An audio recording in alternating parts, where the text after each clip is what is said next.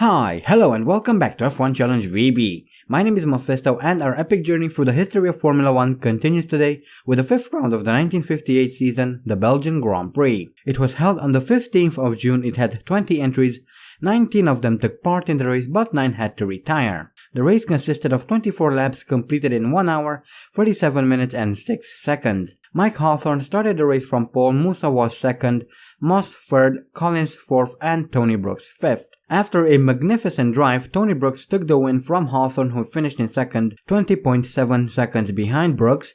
Evans finished in third, he was 3 minutes and 9/10 of a second behind.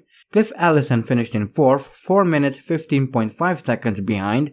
And Harry Schell rounded off the top 5, he was 1 lap down. The fastest lap of the race was posted by Mike Hawthorne and it was done in 3 minutes 58.3 seconds. After a short break, we're back here in Spa for the Belgian Grand Prix, where a lap starts off with a short downhill sprint, after which we go up through Eau Rouge and onto the Camel Straight. We then come into Le Combe, a medium speed left-hander with a bit of a camber in it to help you navigate the corner a bit easier. Then, after a very long right-hander, we come into Malmedy, a tricky left-right chicane. Be very cautious as it is very easy to lose the car here. We then come onto the longest straight on the track, the Masta Straight, which ends with the Masta Kink, a high-speed left-right chicane. We then come into Stavolo, a long right-hander. Pay attention as the turn tightens as you go, so you might need to adjust your speed accordingly. Later we come through Blanchimont, a fast left-hander. Take it easy through here and be prepared to feather the throttle if you feel you're going too wide. Finally we come into La Source, a very tight right-hand hairpin. Brake hard just before you reach the billboards, then make a short right, easy on the throttle and make sure you don't clip the grass on the inside there. This brings us back around onto the main straight and that is a lap around the Spa-Francorchamps circuit. And here we are in qualifying for the Belgian Grand Prix, coming around to post our first lap, a 3 minute 55.6 second lap. That's not very good. I would still like to improve on that if possible, so we'll try to do that. And here I am coming again through La Source and I clip the inside there, the grass caused the car to spin and well, I kinda had enough. It would have been an improvement by just 1.5 tenths of a second, but it still would have been, but I just couldn't. I didn't want to continue anymore after that. So those were the previous Grand Prix winners. And now for the grid walk, we have Mike Hawthorne on pole with Sterling Moss in second, Lewis Evans in third. Fourth is Roy Salvadori with Tony Brooks rounding off the top 5. Jack Brabham is 6th, 7th is Bruce McLaren followed by Graham Hill in 8th. In 9th we have Maurice Trintignant and in 10th we have Andy Higgs. After that comes Peter Collins in 11th, Harry Schell 12th, Luigi Mussa 13th, 14th is Von Trips, 15th Jean Berra, 16th Maston Gregory, 17th is Gendebien, followed by Phil Hill in 18th, 19th is Fangio and Swedish Joe Bonnier is down in 20th. So, here we are for the Belgian Grand Prix. We kind of missed this race, we didn't race in 57 here, but we are back, so that's nice. And we are off for the Belgian Grand Prix. I'm looking forward to this. This is one of my favorite tracks, so hopefully racing here will be good. Generally I tend to notice that more people finish here generally, so we'll have to see how things go by the end of this race. Anyway, we are now down in 11th.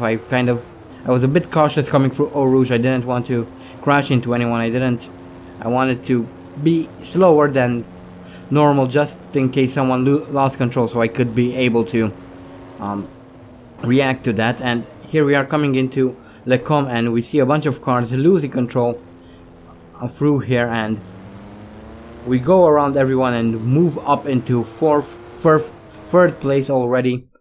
And here is another look at the replay, a bit slow on my end, but it's kind of difficult to jump on the accelerator. If I could talk. It's a bit difficult to jump on the accelerator while still holding the brakes, because you have to hold the brakes. After all, you are on a downhill slope. But there we are, losing a couple of positions, but we eventually gained more than just a few. And here is a replay of Peter Collins coming through Lecomb's. He kind of tries to cut the track there and pays the price after that, because he gets flung up, then Gendebian collects him, and well, that's the end of his car. And this is Mike Hawthorne in his Ferrari coming through Lecombe. Again, tries to cut the track for some reason and pays the price as well, as he ends up upside down. Next we have Harry Schell coming up through Eau Rouge, loses control of his car, hits the railing there, loses his front right, and he is out of the race as well. Next we have Maurice Trintignant, who also tries to cut the track, and well, just like everyone else before him, ends up upside down, and that is the end of him as well. So as we come here through Stavolo here on the still on the opening lap, we're chasing after Tony Brooks. He is almost 4 seconds up the road. We have Graham Hill, our teammate, behind us, and now we move on to lap 2 here. Tony Brooks managed to pull a gap of around 7 seconds now, so hopefully we can eventually catch him. And here's a replay of Phil Hill. We can see him in the Ferrari. They're losing control, then comes through Lecombe, and we see him there upside down. So he is out of the Grand Prix as well.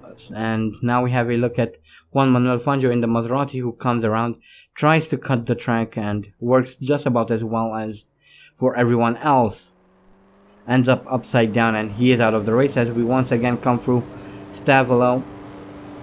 Still chasing after Tony Brooks. He is now 8.2 seconds up the road. Graham Hill is 6 seconds behind us, and we come through La Source here at the end of lap 2, and I do make the exact same mistake I did in qualifying.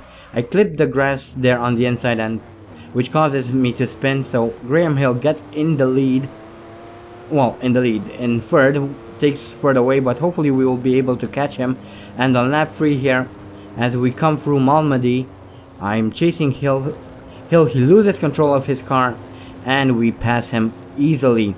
So we're back in third now, chasing after Tony Brooks, who is now 21 seconds up the road, so I don't think we'll ever be able to catch him in this race. We now move on to lap 6, coming through Eau Rouge, and something distracted me at this point, and well, this is the result of that distraction.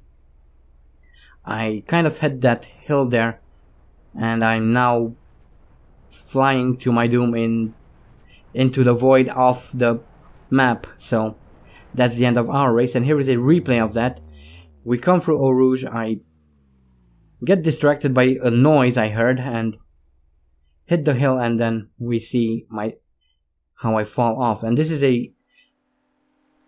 Jean Bert. It happened almost after a few seconds after me. He comes through Saint-Devote, loses control of his car, and ends up upside down. So that's the end of our race. That's the end of Bera's race. I'm not sure how many more people are left in the race, left in the Grand Prix, but oh well. Kind of unfortunate that it had to end like this, but oh well. And here is the man of the hour coming around to take the win, Sterling Moss, with a fantastic drive here today. I believe this is his first win in this series, actually. I don't think he won any other Grand Prix, but anyway, Brooks finishes in second, Evans third, fourth Bruce McLaren, and fifth Maston Gregory. Brooks also manages to post the fastest lap of the race, and I believe that is a new track record. So that's nice. And here are the retirements. Unfortunately, we are on this list. So, yeah, kind of unfortunate, but what can you do? But a good chunk of people managed to finish the race, so quite pleased about that one. Could have gone a little bit better. I could have been paying a bit more attention, but yeah. I get distracted easily by the smallest of sounds, so yeah. Nothing more to add to that, so moving along, and here we have Andy's career statistics.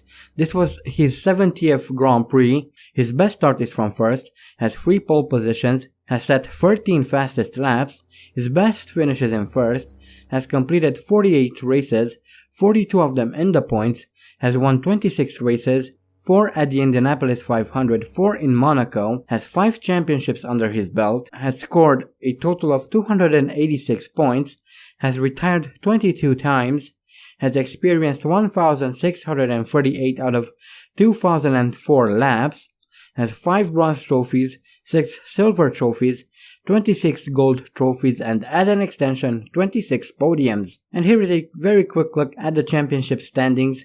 Andy is still leading with Evans in second, Brooks third, Salvadori fourth, Sterling Moss equal on points with Salvadori with 8 both, Maston Gregory 6th, McLaren 7th, and Maurice Intignat, the last point scorer, is in 8th, and at the very bottom there we see Jean Berra. So the driver standing is quite interesting.